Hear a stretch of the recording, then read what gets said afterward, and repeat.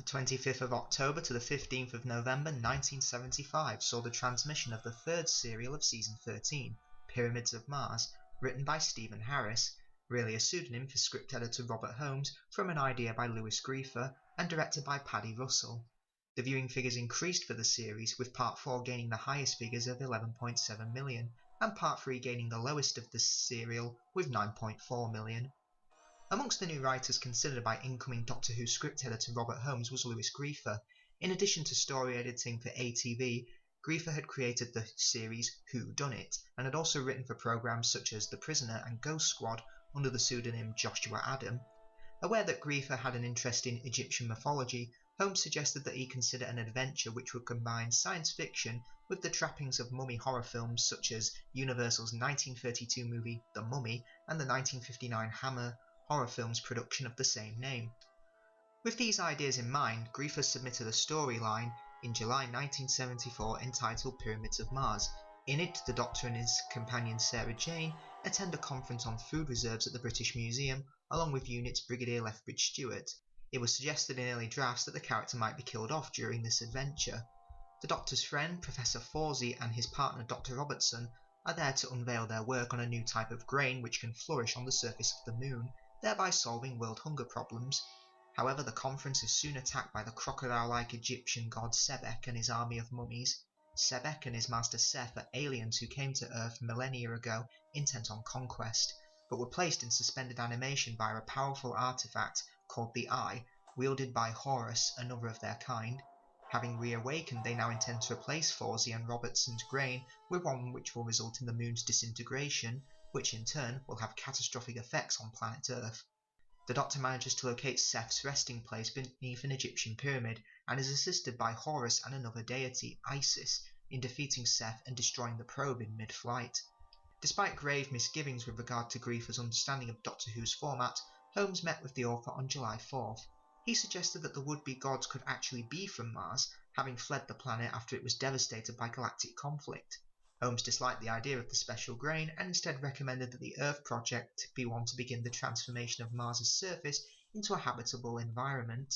Seth would attempt to hijack the mission, his goal being to fire a rocket at the Great Pyramid of Mars, where his jailers still sleep in suspended animation. Holmes also encouraged Griefer to establish scientific explanations for some of the supernatural phenomena he described. Producer Barry Letts, who was in process of handing over to his successor Philip Hinchcliffe, thought that the Egyptian gods might actually originate from different planets outside our solar system, explaining why their physical forms vary greatly. Holmes formally commissioned Griefer to write a storyline for Pyramids of Mars on July the 8th. At this point, he was considering the possibility of making a search for the Eye of Horus, which would disappear at the story's climax. Holmes continued to have reservations about Pyramids of Mars, even after Griefer submitted his revised outline, but still contracted the writer to script the 4 episodes on July 23rd. Griefer's story now involved a fortune hunter named Hennessy, who, at Fawsey's behest, is pursuing ancient wild rice hidden in the Egyptian sarcophagus, which is also the target of Shebek, as Sebek had been renamed by now. Griefer delivered the script for episode 1 on October 7th. This prompted Holmes to advise the writer that he was straying too far away from the mummy horror movie premise. Matters deteriorated from here. First, Griefer was taken badly ill, delaying the completion of the final 3 episodes. There, Holmes discovered that these were unsuitable for broadcast and failing to tie up key plot points and lacking a suitable emphasis on the Doctor's role. In late November, Griefer left England for Tel Aviv University in Israel, where he had previously committed to a teaching position. Finally, on March 7, 1975, Holmes informed Griefer's agent that his client's script would be abandoned. With production looming, Holmes was forced to rewrite the adventure from scratch. He was assisted by Paddy Russell, who had been assigned to direct the story. Russell's last Doctor Who work had been on Invasion of the Dinosaurs 2 years before. Abandoning most of Griefer's concepts, such as the modern-day setting, Unit, and Shebek, Holmes instead situated the action into 1911. Seth became the focal villain, with Holmes referring to the character as Set and then Sutek, both alternative names for the deity in Egyptian mythology. Holmes also took the opportunity to include a scene in the 2nd episode, which depicted how the events of 1911 could change Sarah Jane's present. He felt that this would help offset the general presumption by viewers that threats encountered in a historical setting didn't matter, since modern-day Earth had been seen to endure in other Doctor Who serials. Hinchcliffe meanwhile suggested the inclusion of the logic puzzle in the final episode, drawing on Franz Kafka's 1926 novel The Castle. The character of Ernie Clements was intended to survive the story in Holmes' original version, but Paddy Russell elected to kill him off instead. The frustrating series of events that led to Holmes penning a completely new version for Pyramids of Mars prompted Hinchcliffe to secure from Graham MacDonald, the head of serials, a special dispensation for Holmes to write up 2 Doctor Who adventures per season. This was very unusual, with which the BBC viewed script editors writing for their own series. Pyramids of Mars was scheduled to be the first story of Doctor Who's 13th recording block, and given the production code Serial 4G, initially it was also envisioned as the first adventure to air as part of Season 13, but these plans changed when the BBC decided to bring forward the broadcast of the new season to autumn 1975 rather than early 1976. With Terror of the Zygons now being held over from the 12th production block to begin Season 13, consideration was given to pushing Pyramids of Mars as far back as the 4th serial. Ultimately, it was decided to swap it in the running order with Planet of Evil, the next story to be made, to avoid beginning the season with 2 Earthbound serials. Location filming for Pyramids of Mars took place on the grounds of Stargrove Manor in East End, Hampshire. At the time, the property was owned by Mick Jagger, the lead singer of the Rolling Stones. Work at Stargrove began on April 29th and continued until May 2nd. This was followed by 3 days of model filming from May 7th to 9th at the BBC Television Centre Puppet Theatre. For the 13th production block, Doctor Who was chiefly taped in 2-day studio blocks on fortnightly Mondays and Tuesdays. For Pyramids of Mars, the first of these sessions occurred in BBC Television Centre Studio 3 on May 29th and 20th. These days focused on completing the majority of episodes 1 and 2, although Russell opted to tape Part 4's TARDIS scene on the 20th to avoid erecting the set again. 2 more days of model filming then took place on the 22nd and the 23rd. Recording concluded with the second studio block on June 2nd and 3rd, this time in TC6.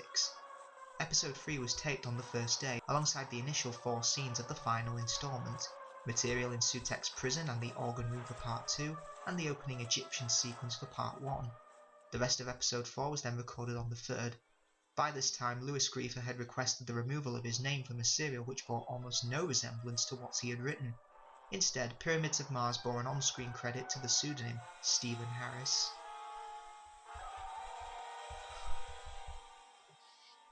The TARDIS materialises on Earth in the year 1911 inside an old priory owned by Egyptologist Professor Marcus Scarman. Scarman has been possessed by Sutek, last survivor of the godlike Osirans, who is held prisoner inside a pyramid in Egypt by a signal transmitted from one on Mars. Sutek desires his freedom and instructs Scarman to construct servicer robots, which look like Egyptian mummies, to build a missile with which to destroy the Martian pyramid. The Doctor foils this plan by blowing up the missile, but then falls under Sutek's control himself, and is made to transport Scarman to Mars in the TARDIS to destroy the Eye of Horus. Pyramids of Mars is consistently ranked in fan polls and often cited as one of the best 4th Doctor stories, often competing with Genesis of the Daleks and the Talons of Wayne Chiang in the top 10.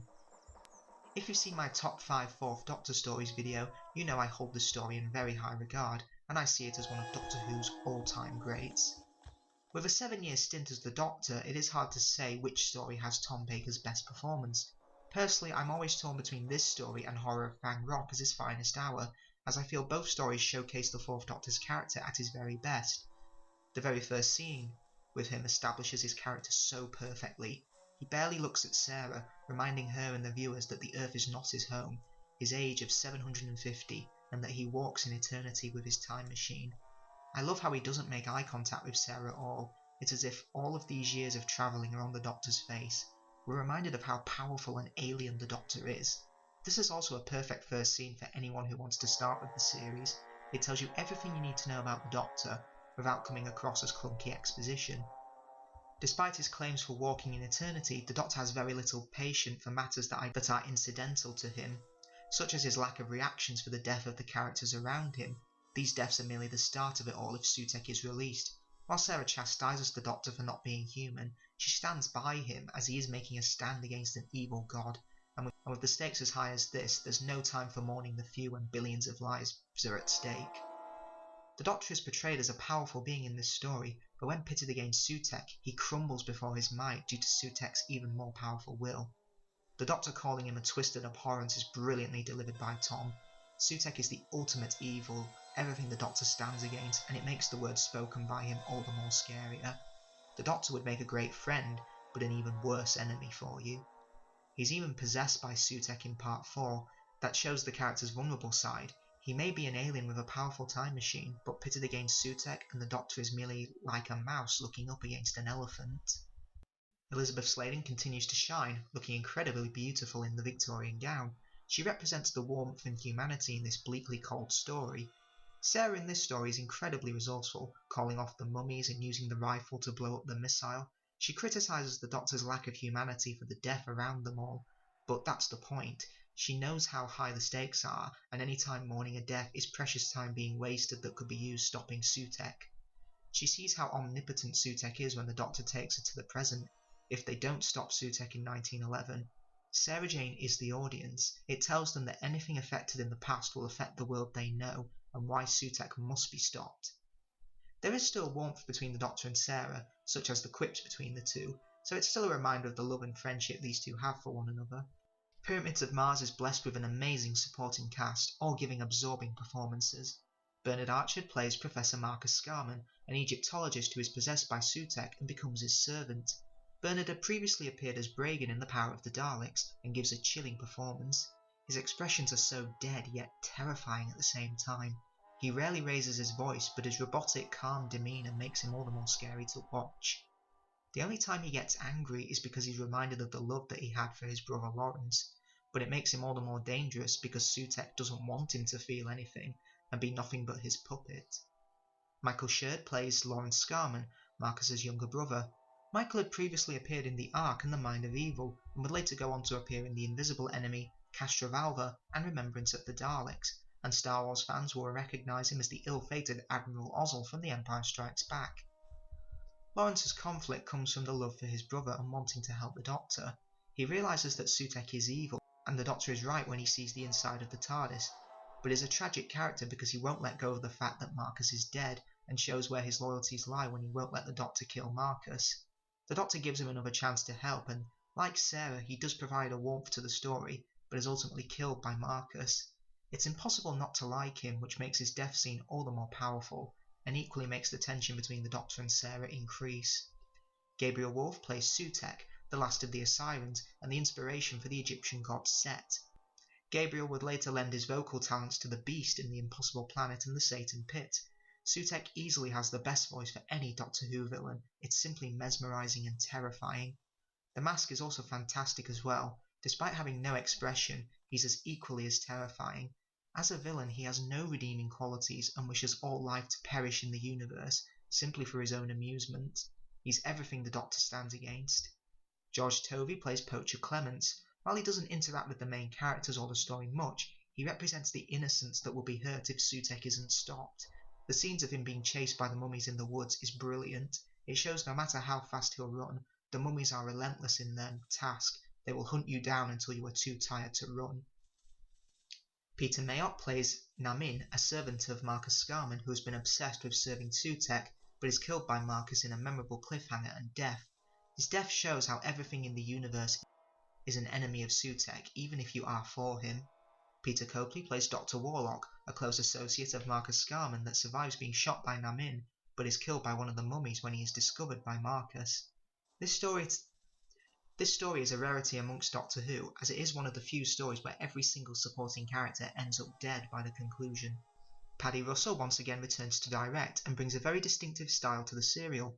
The location work looks utterly fantastic. The manor feels enormous from the outside, but the horror aspect is ranked up with the woodland locations.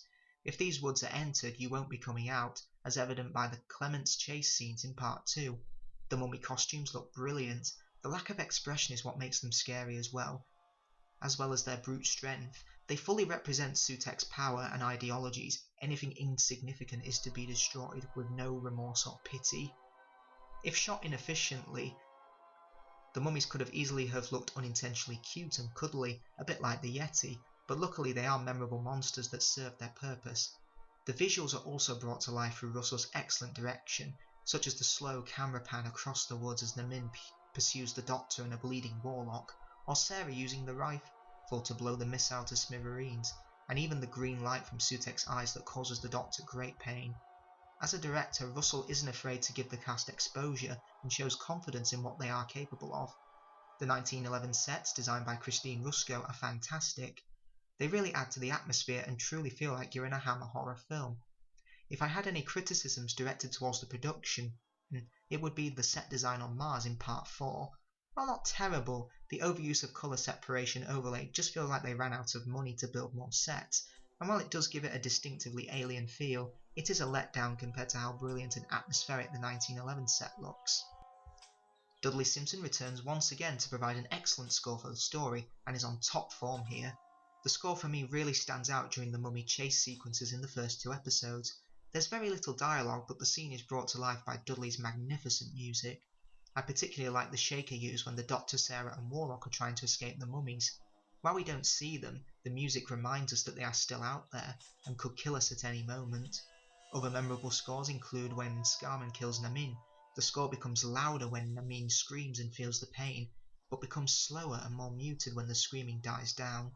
A great score for me is defined by what the music matches by what's occurring on screen, and this story is no exception.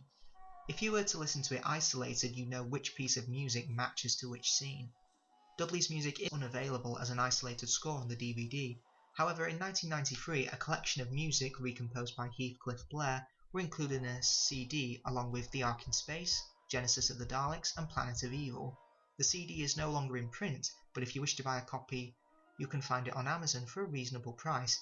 However, many copies are on eBay for a bigger price. Only buy it if you want to put down the cash. Or you can find the music online, isolated by YouTube channel Odd Planet Craft 2180.